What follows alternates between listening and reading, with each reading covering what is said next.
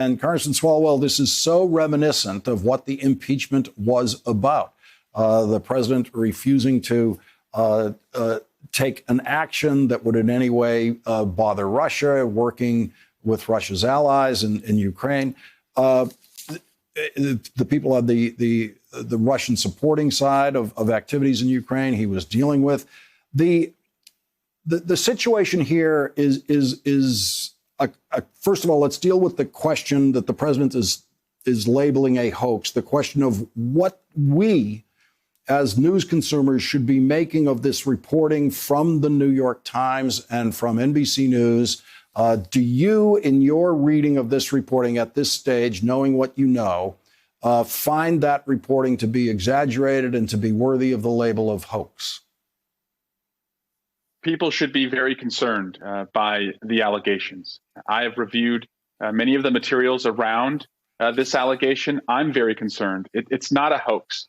And to go back to impeachment briefly, the president validates every day why he should have been impeached for putting his personal priorities over the country's. But Lawrence, when you think about what goes into a presidential daily briefing, and all over the world and every division in our intelligence agency has told me the pride that members in the community take if something makes it to the briefing, because one, it's taken a lot of research. Two, it has really been vetted. Three, it is highly relevant.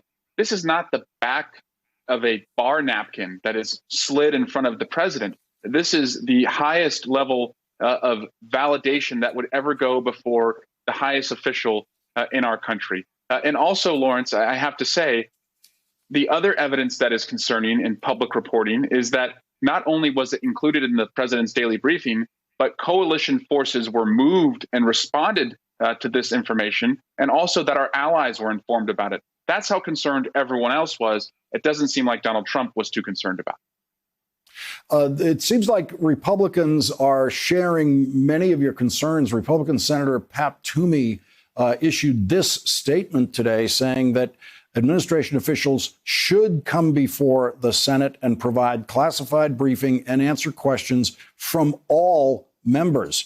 If it is concluded that Russia offered bounties to murder American soldiers, a firm American response is required in short order.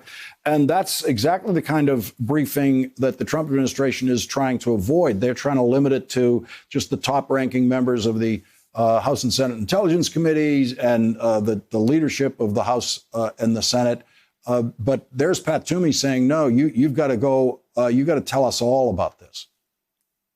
Well, I support Speaker Pelosi, who's calling for the whole House to be briefed on the intelligence.